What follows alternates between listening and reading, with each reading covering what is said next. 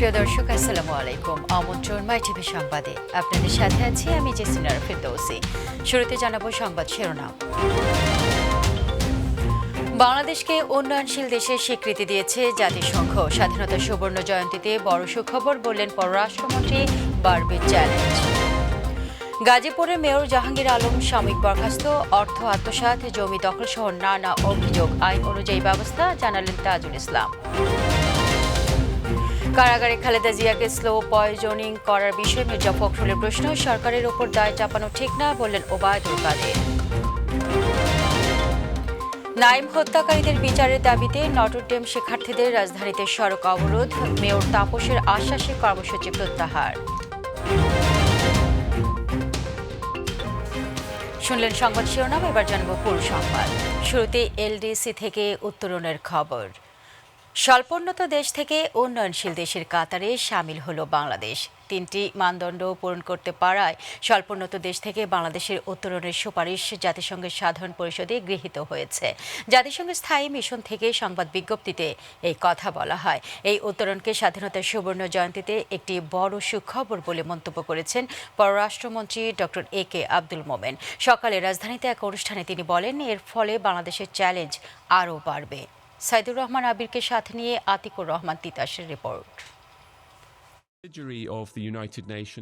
স্বল্পোন্নত দেশ থেকে বাংলাদেশের উত্তরণের সুপারিশ জাতিসংঘের সাধারণ পরিষদে গৃহীত হয়েছে। একমাত্র দেশ হিসেবে স্বল্পোন্নত দেশ থেকে উত্তরণের 3টি মানদণ্ডই পূরণ করেছে বাংলাদেশ।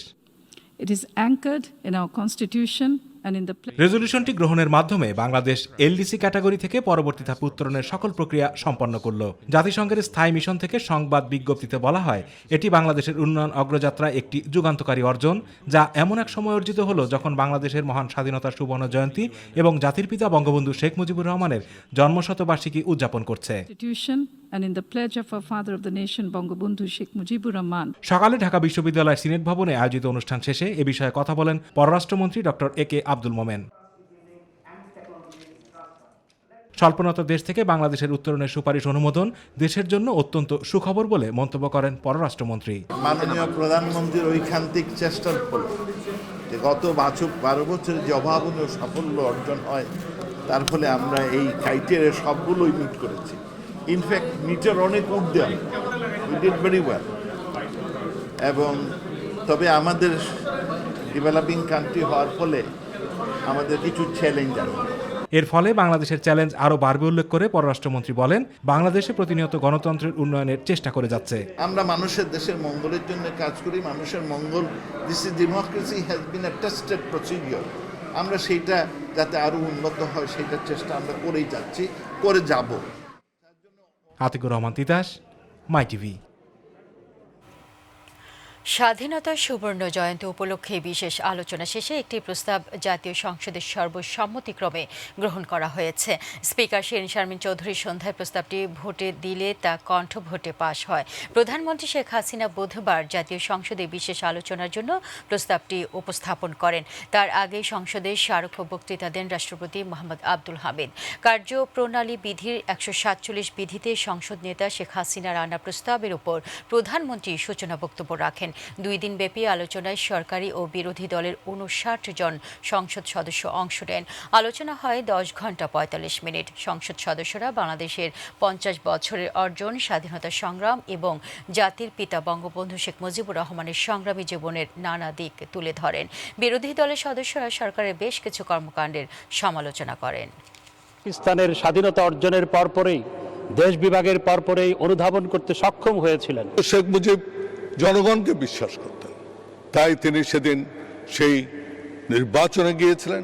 ক্রিকেট মাঠে পাকিস্তানের ধ্বনি ওঠে, পাকিস্তানি পতাকা ওড়ানো হয়, এটা আমাদের ব্যর্থতা, এটা আমাদের স্বীকার করতে হবে। আন্তর্জাতিক মহল থেকে সহযোগিতা পেয়ে এসেছে বাণিজ্যের ক্ষেত্রে এবং অন্যান্য সকল সাহায্য সহযোগিতার ক্ষেত্রে।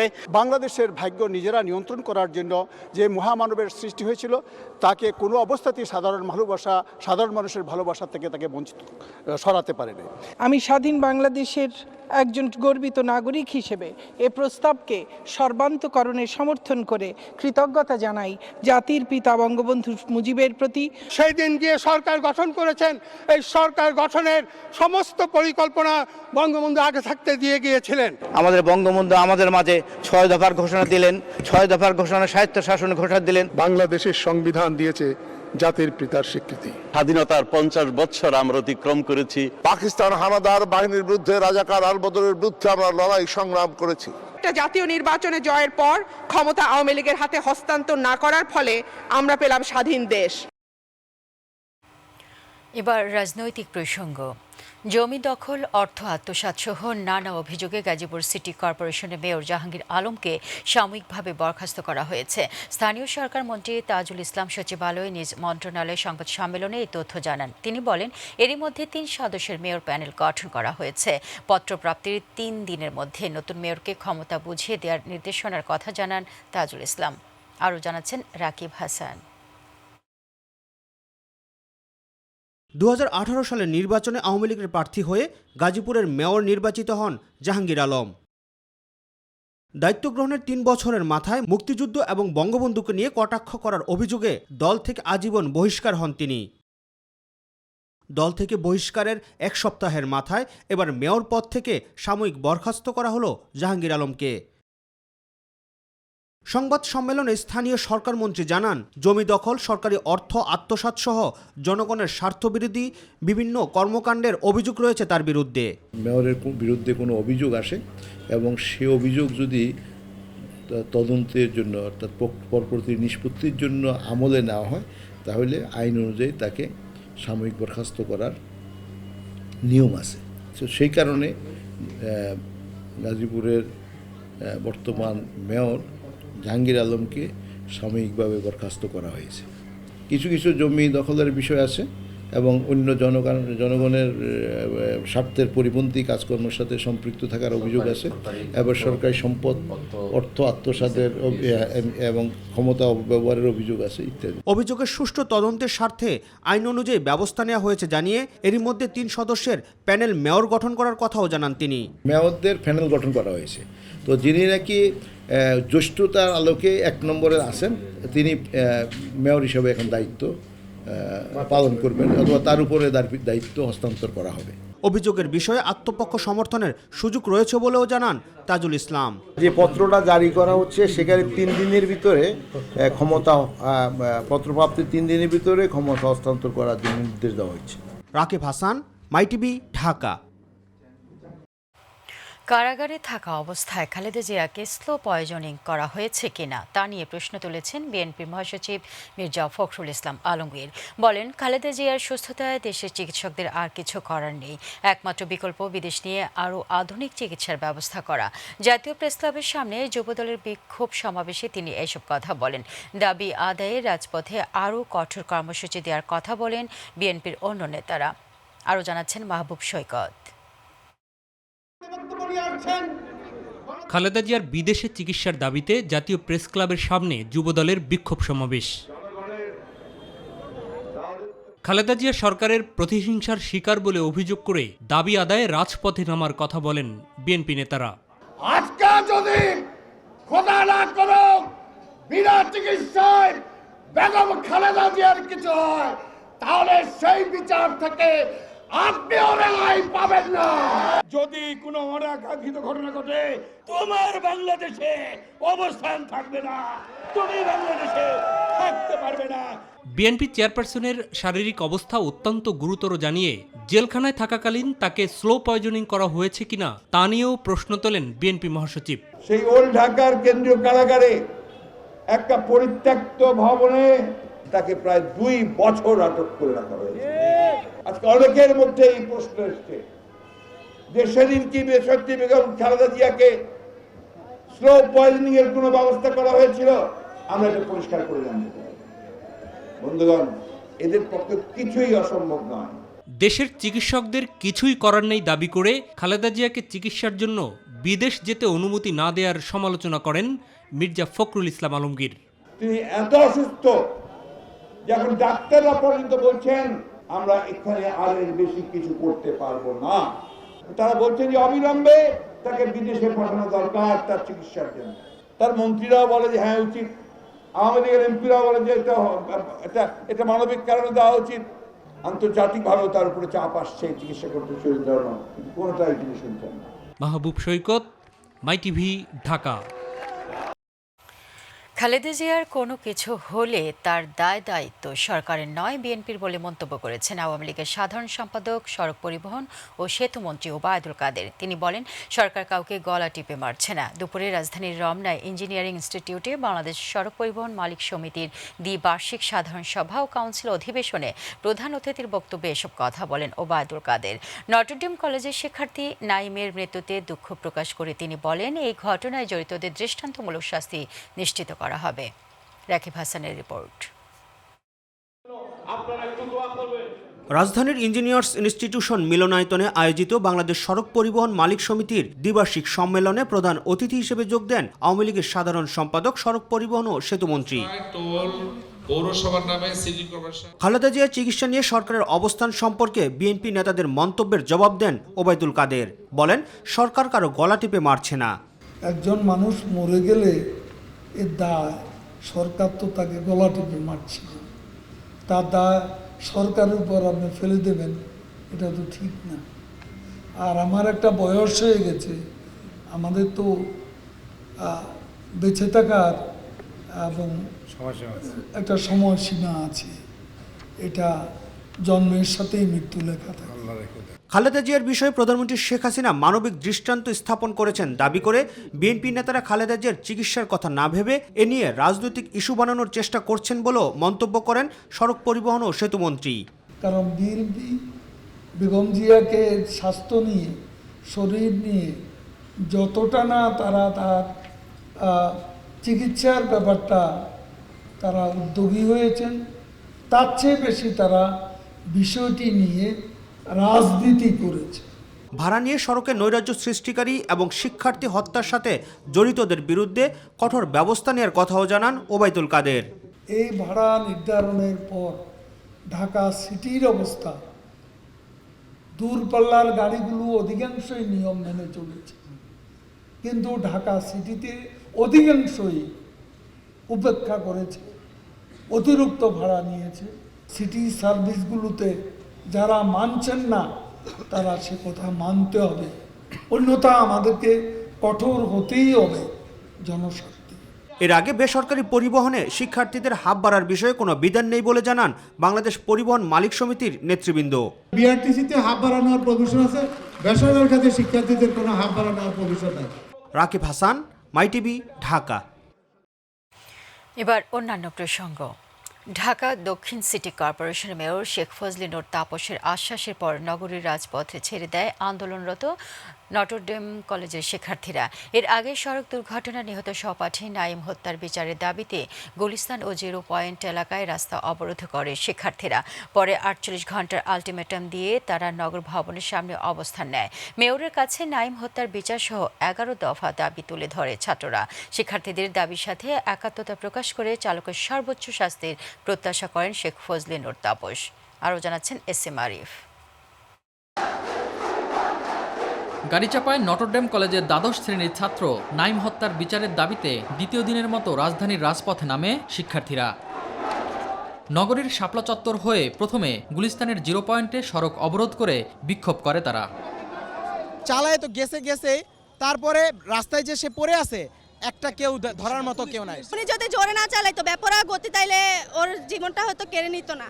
আমরা নিরাপদ সড়ক চাই, নিরাপদভাবে বাংলাদেশে বাঁচতে চাই। যে হত্যা করেছে নাইমকে, সে কেন এগিয়ে আসলো না? আজকে আমরা এই হত্যার বিচার চাই। সুষ্ঠু বিচারের দাবিতে 48 ঘন্টার আলটিমেটাম দেয় ছাত্ররা। চালককে যে গ্রেফতার করেছে তার কিভাবে কি করবে, উপর থেকে এখনো কোনো নির্দেশনা আসে নাই। সেই জন্য আমরা 48 ঘন্টা দিলাম তাদেরকে। 48 ঘন্টা পরে আগামী রবিবার আমরা যদি কোনো বিচার না পাই, আমরা আমাদের দাবি দেওয়া নিয়ে আবার আপনাদের সামনে উপস্থাপন করব। ধরনের কোনো ঘটনা না ঘটে তার নিশ্চয়তা দিতে হবে আগামী 48 ঘন্টার মধ্যে। এরপর একই দাবি নিয়ে ঢাকা দক্ষিণ সিটির নগর ভবনের দিকে রওনা দেয় শিক্ষার্থীরা। প্রথমে মূল গেটে, পরে নগর ভবনের ভিতরে অবস্থান নিয়ে স্লোগান দেয় তারা। শিক্ষার্থীদের সাথে দেখা করেন দক্ষিণ সিটি মেয়র, তার কাছে দাবি তুলে ধরে ছাত্ররা। আমাদের নগর পিতার কাছে আমাদের সবার দাবি শুধু এইটাই, আমরা কবে নিরাপদভাবে নিশ্চিত থাকতে পারবো যে আমরা নিরাপদে রাস্তায় হাঁটতে পারবো। আমরা সেই নিশ্চয়তা চাই। সংশ্লিষ্টদের কোনো ধরনের গাফিলতি থাকলে ব্যবস্থা নেওয়ার পাশাপাশি চালকের সর্বোচ্চ শাস্তি কামনা করেন মেয়র শেখ ফজলে নূর তাপস। যেই কর্মকর্তা কর্মচারী এর সাথে সম্পৃক্ত সকলেরই বিচার অবশ্যই হবে। আমাদের সন্তান নাইমের নামে ঢাকা দক্ষিণ সিটি কর্পোরেশন নিজস্ব অর্থায়নে ইনশাল্লাহ এই বছরের মধ্যেই আমরা হাটার সেতু ফুটওভার ব্রিজ করে দিব। আপনাদের সাথে কণ্ঠে কণ্ঠ লাগিয়ে আমি বলি, অবশ্যই সেই খুনির ফাঁসি চাই। আমি ফাঁসির রায় কার্যকর করার জন্য সরকারকে ব্যবস্থা নিতে। মেয়রের আশ্বাসের পর নগর ভবন ও সামনের রাস্তা থেকে অবরোধ তুলে নেয় শিক্ষার্থীরা। SM আরিফ, মাই টিভি, ঢাকা। রাজধানীর গুলিস্তানে কলেজের ছাত্র নাইম হাসান নিহতের ঘটনায় ঘাতক গাড়ির বদলি চালক রাসেল খানকে গ্রেফতার করেছে পুলিশ। নাইম হাসান নটরডেম কলেজের ছাত্র। রাস্তা পার হওয়ার সময় সিটি কর্পোরেশনের ময়লার ট্রাক কলেজ ছাত্রকে চাপা দেয়, পরে হাসপাতালে নেওয়ার পর সে মারা যায়।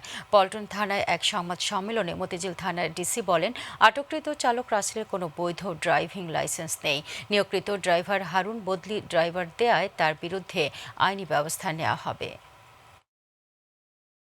ধৃত ড্রাইভার রাসেল সে প্রকৃতপক্ষে যে গাড়ি অ্যাক্সিডেন্ট করেছে সেই গাড়ির ড্রাইভার নয়। এই গাড়ির ড্রাইভার ছিল হারুন সায়দাবাদ এলাকা থেকে এই রাসেলকে এই গাড়িটা চালানোর জন্য বদলি হিসেবে দেয়। গাড়িটা নিয়ে সে যখন বঙ্গবন্ধু স্কোয়ারের দিকে আসে, সে ঢাকা ইউনিভার্সিটির দিকে যাচ্ছিল ময়লা আনার জন্য। এই পথের মধ্যে সে অ্যাক্সিডেন্ট করে। প্রচলিত আইনের সর্বোচ্চ শাস্তিটুকু যাতে নিশ্চিত হয় সেটা আমরা তদন্ত সাপেক্ষে আমরা নিশ্চিত করব। চাঁদপুরের হাজীগঞ্জ কচুয়া গৌরীপুর সড়কের করাইয়া এলাকায় বাস ও সিএনজি চালিত অটোরিকশা মুখোমুখি সংঘর্ষে 3 কলেজ শিক্ষার্থী সহ 4 জন নিহত হয়েছে। এই ঘটনায় আহত হয়েছে আরও একজন। প্রত্যক্ষদর্শীরা জানায়, সকালে ঢাকাগামী যাত্রীবাহী বাস ও হাজীগঞ্জগামী সিএনজি চালিত অটোরিকশার মুখোমুখি সংঘর্ষ হলে ঘটনাস্থলে সিএনজিতে থাকা কলেজ ছাত্র সাদ্দাম হোসেন ও রিফাত নিহত হন।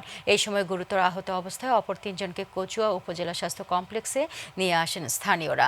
সেখানে চিকিৎসাধীন অবস্থায় কলেজের ছাত্রী উর্মি মজুমদার ও সিএনজি চালক মনির হোসেন মারা যান।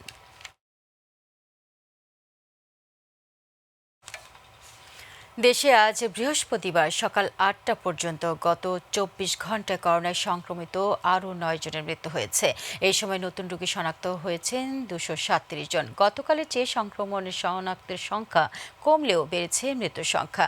আগের দিন দেশে করোনায় 3 জনের মৃত্যু এবং 312 জন রোগী শনাক্ত হয়। গত 24 ঘন্টায় দেশে 18,888 জনের নমুনা পরীক্ষা করা হয়। পরীক্ষার বিপরীতে রোগী শনাক্তের হার 1.25%, যা আগের দিন ছিল 1.49%। স্বাস্থ্য অধিদপ্তর জানিয়েছে, দেশে এখন পর্যন্ত শনাক্ত রোগীর সংখ্যা 15,75,185 জন, আর মারা গেছে 27,970 জন। সর্বশেষ মৃত 9 জনের মধ্যে নারী 6 জন, পুরুষ 3 জন। ঢাকা বিভাগে মারা গেছে 6 জন। চট্টগ্রাম, খুলনা ও রংপুর বিভাগে 1 জন করে মারা গেছেন।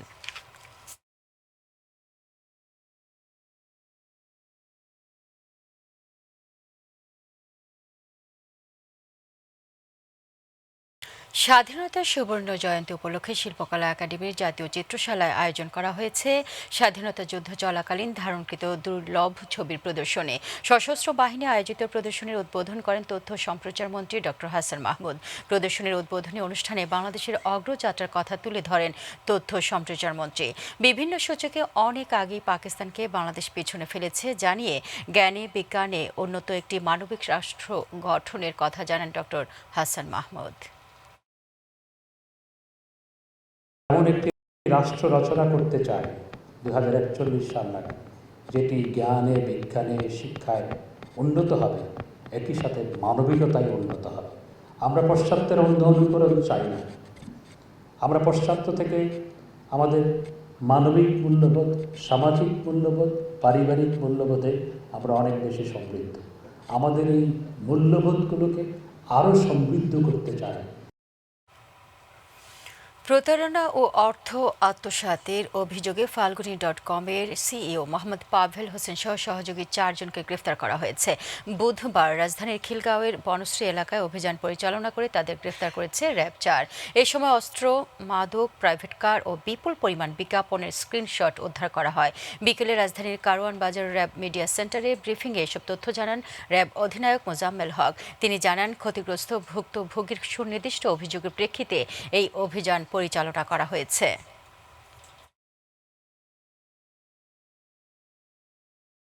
রাজধানীর খিলগাঁও থানার বনশ্রী এলাকায় অভিযান চালিয়ে falgunishop.com এর প্রতিষ্ঠাতা এবং সিইও পাভেল হোসেন সহ 4 জনকে আমরা আটক করি এবং ওই প্রতিষ্ঠানের যাবতীয় যে প্রতারণামূলক আইটেম যেগুলো রয়েছে সেগুলো সহ নিষিদ্ধ আইটেম হিসাবে আপনারা দেখতে পাচ্ছেন যে একটি বিদেশি পিস্তল, 2 রাউন্ড গুলি এবং এর বাইরে মাদক সহ প্রতারণা কাজে ব্যবহৃত নানান ধরনের বিষয়বস্তু আমরা জব্দ করি। নাগরিকের সব তথ্য সংগ্রহ করা হবে। এজন্য নাগরিক ডাটাবেজ তৈরি করতে যাচ্ছে বাংলাদেশ পরিসংখ্যান ব্যুরো BBS। ডাটাবেজটির নাম দেওয়া হয়েছে ন্যাশনাল পপুলেশন রেজিস্টার NPR। বর্তমানে পলিসি লেভেলে NPR এর কাজ চলছে বলে জানিয়েছেন পরিসংখ্যান ও তথ্য ব্যবস্থাপনা বিভাগের সচিব ডক্টর শাহনাজ আরিফিন। বেসরকারি গবেষণা সংস্থা centre for policy dialogue CPD আয়োজিত মহামারী চলাকালে ডাটা চালিত নীতি তৈরি অভিজ্ঞতাকে এগিয়ে নেওয়া শীর্ষক ভার্চুয়াল আলোচনা সভায় তিনি এই তথ্য জানিয়েছেন। NPR এর একজন নাগরিকের 33 ধরনের তথ্য থাকবে। Data issue, information, transparency is a key issue for ensuring democratic accountability and taking our country to the next step of high middle income country and post LDC graduation. So on this 100th year of the father of the nation's birth anniversary and 50th anniversary of our own country, I think it's a very, very opportune that we grapple with this problem and take it forward. উত্তরের জেলা কুড়িগ্রামে প্রতি বছর হাড় কাঁপানো শীত পড়ে। প্রতিদিন ভোরে কুয়াশার চাদরে আবৃত হয় 16 নদ নদীর তীর আর চরাঞ্চল। পৌষ আর মাঘ এই 2 মাসেতে জবুথুবু হয় এই জেলার মানুষেরা। এবছর এখনও শীত তার ঠান্ডা হিম চাদর বিছায়নি, তবে শীত থেকে রক্ষার জন্য মানুষজন আগাম প্রস্তুতি বেশ ভালোভাবেই সেরে নিচ্ছেন। প্রতিনিধি আশরাফুল হক রুবেলের রিপোর্ট, জানাচ্ছেন শিউলি রোজা। কুড়িগ্রামে প্রতি বছর পৌষ আর মাঘ মাসে শীত বেশ ভোগায় সব শ্রেণী পেশার মানুষকে। তাই শীত থেকে রক্ষার জন্য মানুষজন আগাম প্রস্তুতি বেশ ভালোভাবেই সেরে নিচ্ছেন। ছুটছেন লেপ তোষক বানানোর জন্য ধনকরদের কাছে। অনেকেই গত বছরের শীতের কথা মাথায় রেখে এবছর শীত থেকে রক্ষার জন্য আগাম বানিয়ে নিচ্ছেন লেপ তোষক। আগাম প্রস্তুতি নিচ্ছি, এখন দোকানে ভিড় কম। বোঝা যাচ্ছে যে এবারে শীতটা একটু বেশি হওয়ার সম্ভাবনা, তো আমি আসছি ল্যাব বানানোর জন্য। শীত পুষ মাস মাঘে খুব বেশি পড়ে, আমরা ঘরে শুইতে পারি না, তার কারণে আগাম বানাইতে আসলাম। লেপ তোষক বানানোর কারিগরদের ফুরসত নেই। সুই সুতায় মোটা কাপড়ে সেলাই ফুরছেন, আর কেউ বা ব্যস্ত তুলা নিয়ে। শীত আসার আগে মানে চাহিদা বেশি থাকে, তো 10-12টা করে কাপড় সেলাই হয়। শীতটা যেন সুন্দর কাটে, হ্যাঁ, এই জন্য আগাম বানাচ্ছে। শীতের প্রভাবটা যখন বেশি পড়বে তখন আবার মনে হচ্ছে কাস্টমার বেশি হবে। তবে লেপ তৈরি, কাপড় তোলা সহ সব উপকরণের দাম বেড়ে যাওয়ায় একটু হতাশ ব্যবসায়ীরা। আগে বানাইছিল 1200-1300 টাকাতে ল্যাব বানাইছিল, এখন ল্যাব একটা বানাইতে গেলে 2500-3000 টাকা লাগে। এই কারণে সাধারণ মানুষের জন্য খুব কষ্ট হয়ে গেছে। গতবারের থেকে এবার বিক্রি একটু কম, কারণ জিনিসের দাম বেশি। লেপ বানাইতে আসছি, অন্যবার চেয়ে এবার খরচ বেশি পড়ছে। শিউলি রোজা, মাই টিভি। করোনার প্রকোপ শেষ না হতেই জ্বালানি তেলের দাম বাড়ানোয় সরকারের সমালোচনা করেছেন FABCCI সভাপতি জসিমউদ্দিন। বিশ্ববাজারের সাথে দাম সমন্বয়ের অনুরোধ জানান তিনি। রাজধানীর মতিঝিলে এক সংবাদ সম্মেলনে FABCCI সভাপতি বলেন, বাংলাদেশে বিনিয়োগে বিদেশিদের আরও বেশি আগ্রহী করার চেষ্টা চলছে। এর জন্য বিদেশিদের পাশাপাশি বিভিন্ন দেশে বসবাসরত বাংলাদেশি বংশোদ্ভূত দ্বিতীয় ও তৃতীয় প্রজন্মকে আহ্বান জানানো হয়েছে বলে জানান তিনি। LDG অর্জনে বাংলাদেশে বিনিয়োগের যে বড় বাজার সৃষ্টি হয়েছে, তাতে চ্যালেঞ্জের পাশাপাশি ভবিষ্যতেও দেখছেন জসিমউদ্দিন। তেলের দাম বাড়েছে কারণ টাইমটা তো ফেভারেবল না, কারণ একটা কোভিড গেল এই অবস্থাতে। এখন তো তেলের দাম কমা শুরু হয়েছে ওয়ার্ল্ড মার্কেটে। আমি আশা করব, আমার দাবি যেটি এফবিসিআই থেকে আমি যেটি মনে করি, তেলের দামটা ডলারের দামের মতো ইন্টারন্যাশনাল মার্কেটের সাথে করে দেওয়া উচিত। এলডিসি গ্র্যাজুয়েশনের চ্যালেঞ্জ তো অবশ্যই আছে, চ্যালেঞ্জ আছে, আমি বলছি চ্যালেঞ্জ আছে, অপরচুনিটিও আছে। অপরচুনিটি আমি মনে করি বেশি। দেশ জুড়ে LG electronics LG ambassador challenge 2021 উদ্বোধন করা হয়েছে। গুলশান অফিসে এলজি ইলেকট্রনিক্সের ব্যবস্থাপনা পরিচালক জনাব পিটার কো এই কার্যক্রমের উদ্বোধন করেন। অনুষ্ঠানে আরও উপস্থিত ছিলেন কনজিউমার ইলেকট্রনিক্সের প্রধান জনাব আশিকুল ইসলাম এবং অন্যান্য ঊর্ধ্বতন কর্মকর্তারা। 2017 সাল থেকে প্রতি বছর এলজি অ্যাম্বাসেডর চ্যালেঞ্জের আয়োজন করে আসছে। এই বছর 336 জন আবেদনকারীর মধ্যে 6 জনকে অ্যাম্বাসেডর চ্যালেঞ্জ 2021-এর অধীনে অ্যাম্বাসেডর হিসেবে নির্বাচন করা হয়েছে।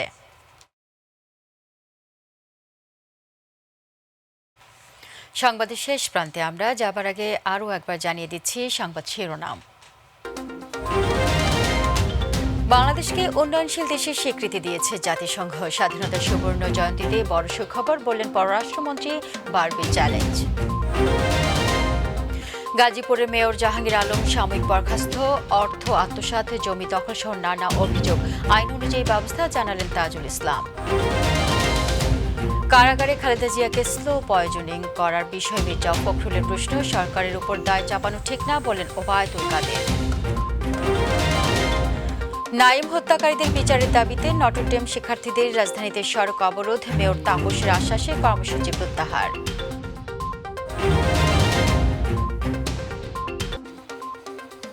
দর্শক, এই ছিল এখনকার আয়োজনে। ধন্যবাদ সাথে থাকার জন্য।